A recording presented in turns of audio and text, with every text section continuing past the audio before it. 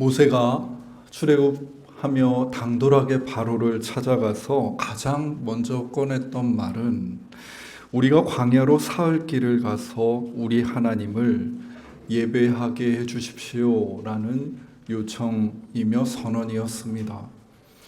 이집트라는 이 단단한 세상에서 노예인 백성이 그 주인을 떠나는 것도 모자라서 다른 신인 하나님을 예배하겠다고 하니 이 말은 너무도 터무니없는 말이었습니다만 하나님은 모세를 통해 선포하신 그 말씀대로 제국을 무너뜨리시고 당신의 백성을 구원하십니다. 그러나 이집트 땅을 떠나 광야로 나왔다고 출애굽이 완성되는 것은 아니었습니다. 이집트에서 태어나고 이집트에서 자란 이스라엘 백성들의 삶에는 이집트의 삶의 방식이 체화되어 있었기 때문입니다. 출애굽은 이스라엘 백성들이 자신들의 삶의 토대로 삼았던 이집트의 삶, 곧 이전의 삶의 방식을 벗어나는 것과 다름이 없었습니다. 그것은 자기 죽음이었고 자기 부인과 다르지 않아 무척 쉽지 않은 과정이었지만 하나님은 저들이 끝까지 그 길을 걸어갈 수 있도록 광야에서 한 걸음씩 인내하며 저들을 인도하십니다. 출애굽기는 전체 40장으로 이루어져 있는데 그 중 한 복판인 출애굽기 20장은 단지 구조적으로 뿐만 아니라 내용적으로도 출애굽기에 있어서 상당히 중요한 전환점이 되는 곳입니다. 출애굽해 시내산에 이른 이스라엘 백성들에게 바로 20장 시내산에서 하나님이 나타나시기 때문입니다. 우레와 번개와 나팔소리와 연기로 나타나신 하나님. 이스라엘 백성들은 비로소 자신들이 알지 못했던 신, 그러나 나를 구원하셔서 여기까지 인도한 신을 보고 듣게 됩니다. 사실 그 시내산에 이르기 이전까지 그들이 경험했던 하나님은 다름 아닌 기적의 하나님이었습니다. 애굽이라는 거대 제국이 무너지는 기적, 홍해가 갈라지는 기적, 양식이 비같이 내리는 기적, 사막 그 바위에서 물이 강같이 흐르게 하시는 기적을 통해서 하나님은 그런 분이구나 저들은 감각하고 그려왔습니다.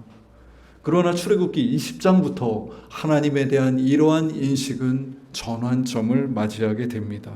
하나님은 이때부터 기적이 아니라 당신의 계명을 통해 저들에게 자신을 드러내십니다.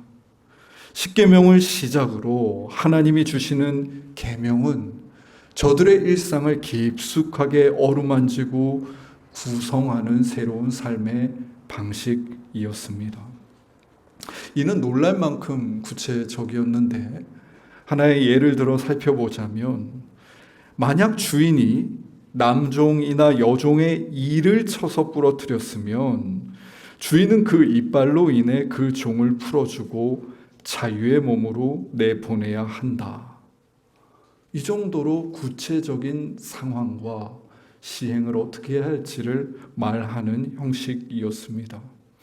뿐만 아니라 그 내용은 무척 변혁적이었지요. 본디 종과 주인의 수직적인 관계에서 폭력을 용인하지 않는다는 일은 이집트라는 거대 제국에서는 잘 보지 못했던 관계성입니다. 저들은 학대받던 노예들이 아니었습니까?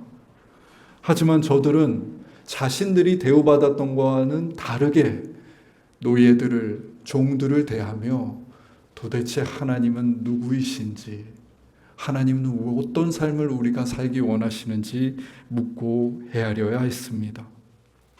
뿐만 아니라 고대 사회에서 남자와 여자의 차이는 너무도 또렷했습니다.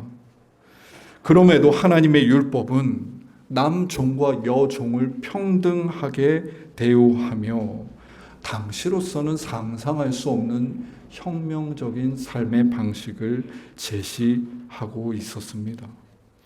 사람들은 어색하게 남종과 여종을 같이 동등하게 대우하며 도대체 이런 명령을 하시는 하나님이 누구신지, 도대체 그 하나님이 우리와 함께 세워가고자 하는 나라는 어떤 나라인지 더듬어 살피며 감각해 가야 했습니다. 이런 촘촘한 삶을 재구성하고 새롭게 생각하게 하는 하나님의 규례들이 출애굽기 20장부터 23장에 이르도록 주어집니다. 20장에서 23장을 가득 수놓는 이 규례들의 특징을 말하자면 한마디로 하나님은 사람과 사람의 관계 사이에 계신다라고 말할 수 있습니다. 나의 종과 나 사이에, 이웃과 나 사이에, 원수와 나 사이에, 고아와 과부와 나 사이에 하나님은 계셨고, 하나님 거기서 우리가 하는 행동과 태도와 입장 가운데 당신을 더듬어 살피기를 바라셨습니다. 이스라엘 백성들은 마치 새로운 언어를 배우는 아이들처럼 나와 너 사이의 관계, 곧 그들의 모든 일상생활 속에서 더듬어 하나님이 누구신지를 찾아가기 시작합니다. 이것으로 충분하지 않았습니다. 하나님은 모세를 시내산 위로 부르시며 또 다른 계명을 주시고자 하십니다.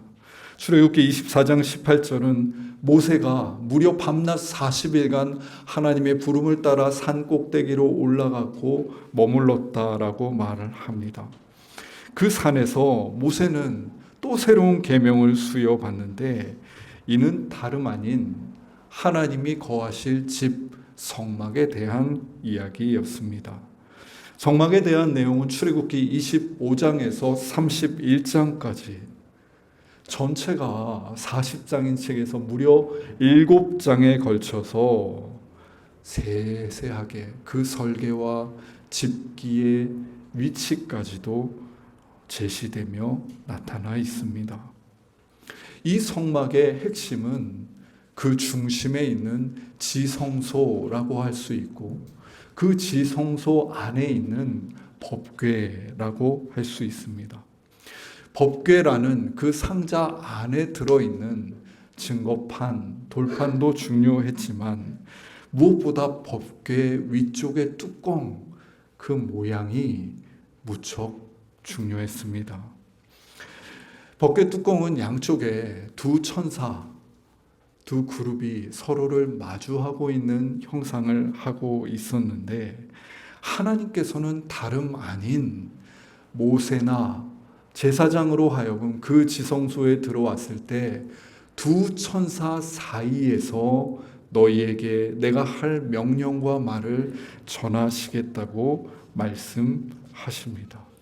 여러분, 두 천사 그 조각 사이에 있는 것이 무엇입니까? 빈 공간입니다.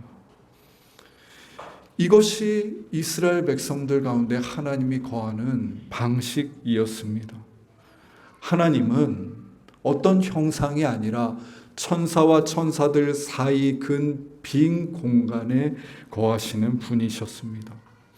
이집트에서 익숙하게 보아왔던 동물의 형상을 기대하며 법궤를 바라본 이스라엘 백성들은 매번 실패해야만 했습니다. 저들은 천사들 사이에 계신 분, 저 빈 공간에 계신 무엇으로도 규정되지 않는 하나님을 하염없이 바라보고 그리고 상상해야 했습니다. 이와 같은 모습으로 하나님은 이스라엘 백성들의 기적 이후에 자신을 율례를 통해 성막의 빈 공간을 통해 나타내십니다.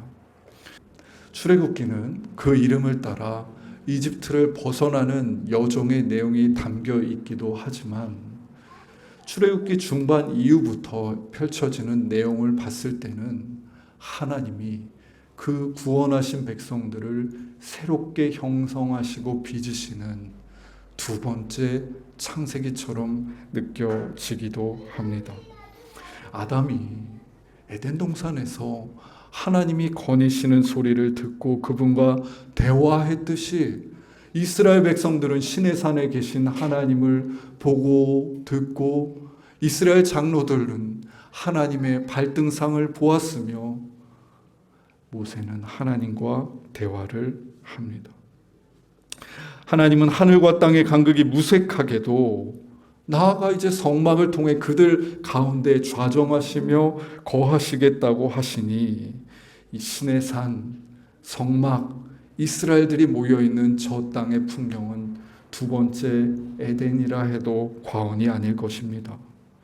이렇게 모든 것이 순조롭게 절정을 향해 달려가고 있는 듯 보이는 상황에서 오늘 본문이 등장합니다. 문제는 모세가 저 시내산에서 그 한량할 수 없는 하나님이 이곳에 거하시겠다는 성막에 관한 말씀을 받고 있는 40일 동안 일어났습니다. 모세는 그 산에 올라가면 분명 아론과 훌에게 이스라엘 장로 70인들과 함께 내가 돌아올 때까지 기다리라고 명했습니다만 기약 없는 40일은 불안이 증폭되어 저 백성들을 잠식하기에 충분한 시간이었습니다. 오늘 본문 1절입니다. 백성이 모세가 산에서 내려옴이 더딤을 보고 모여 백성이 아론에게 이르러 말하되 일어나라 우리를 위하여 우리를 인도할 신을 만들라. 이 모세 곧 우리를 애굽 땅에서 인도하여 낸 사람은 어찌 되었는지 알지 못함이니라. 이스라엘 백성들의 출애굽 여정의 앞에 늘 모세가 있었습니다. 사람들은 하나님은 볼 수 없었지만 지팡이를 들고 앞서가는 모세는 볼 수 있었습니다. 그런데 그가 보이지 않자 동요하기 시작한 것입니다. 저들의 동요가 얼마나 심했던지 평소 모세 옆에서 같은 지도자로 섬기며 특별히 백성들의 민심을 살피는 데 예민했던 아론은 저들이 그를 찾아오자마자 2절과 같이 너희 아내와 자녀의 귀에서 금고리를 빼어 내게로 가져오라고 말하며 해결책을 제시합니다. 지금 빨리 이 민심을 추스리지 않으면 이 민족들이 일어설 것이라 생각했기 때문에 이루어진 신속하고 빠른 결정입니다. 모든 것들은 일사천리로 진행됩니다. 금고리를 모으는 이들도 금을 모아서 녹이고 주조하고 조각하여 송아지 형상을 만드는 이들도 망설임 없고 능숙합니다. 어찌 이런 능숙함으로 송아지 형상을 만들 수 있었겠습니까? 송아지 형상은 다름 아닌 그들이 이집트에서 보아온 고대 근동의 신의 형상들 중 하나였기 때문입니다. 메시지 성경은 이 송아지 형상 앞에 있는 본문 4절을 이와 같이 번역합니다. 백성의 반응이 뜨거웠다. 오 이스라엘아, 이 신이 너희를 이집트에서 이끌어낸 너희의 신이다. 뜨거웠다는 표현은 정확한 번역입니다. 우리가 자주 하나님을 믿을 때 종교 행위를 하며 기대하는 것이 바로 이 뜨거움이기 때문입니다. 익숙한 저 송아지의 형상을 보는 순간 저들의 마음에는 뜨거움과 내적 평화, 우리로 말하면 은혜가 찾아왔던 것입니다. 여러분, 이것은 이스라엘 백성들이 정확하게 이집트에 살고 이집트의 신을 섬기던 때로 회귀한 사건입니다. 사실 저들은 광야에서도 여러 위험들을 만났습니다. 그때마다 이집트로 돌아가고 싶다고 이야기했지만 그들의 회귀는 모두 실패했습니다. 그런데 지금 여기 시내산에서 저들은 정말로 이집트에 있는 그 송아지 형상을 만들었을 뿐만 아니라 그 송아지를 능숙하게 저기들이 예배하던 방식으로 뜨겁게 예배하고 있는 것입니다. 예배는 깊어져 갑니다. 본문 6절입니다. 이튿날 그들이 일찍이 일어나 번제를 드리며 화목제를 드리고 백성이 앉아서 먹고 마시며 일어나서 뛰놀더라. 뜨거운 예배, 뛰고 땀이 나고 마음이 풀어지는 듯한 느낌이 오는 예배, 내 마음에 시원함을 주는 그 예배로 돌아간 저들은 하나님과는 무관한 평화를 한껏 누립니다. 우리는 직시하게 됩니다. 하나님이 원하시는 예배의 핵심은 단지 내 마음의 뜨거움이나 평화가 아니구나. 눈물도 아니구나. 우리가 은혜 받았다는 마음이 되었다고 해서 예배가 온전히 성립되는 것도 아니구나. 우리 하나님은 그 광야 위에서 저들을 이전과는 전혀 다른 예배의 자리로 이끌고자 하셨습니다. 출애굽기에서 말하는 예배는 오히려 두려움과 떨림이었습니다.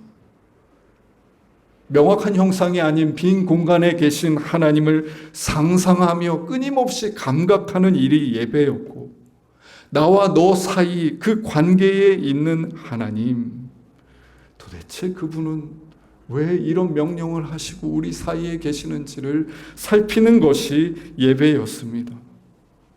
그것은 형상처럼 또렷한 대상이 있거나 뛰고 소리 지르고 한 번의 전례와 위로로 느낄 수 있는 뜨거움과는 전혀 다른 것이었습니다.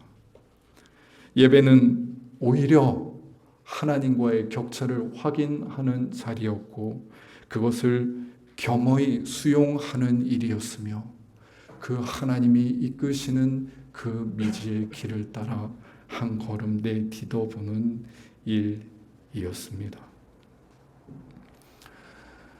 얼마 전에 한 시집을 보다가 아이들 타임이라는 제목의 시를 보았습니다. 저는 당연히 children, 이 아이들이라는 한글말과 타임이라는 영어를 섞어서 아이들의 시간이겠지라는 생각을 하고 시를 봤는데 아니었습니다. 정말 영어 아이들을 소리 나는 대로 쓴 것이었습니다. 아이들 타임이 무엇인가 정보통신 용어 사전을 찾아보니 이는 유휴 시간을 의미합니다. 어떻게 발생한 유휴 시간인지가 중요한데요.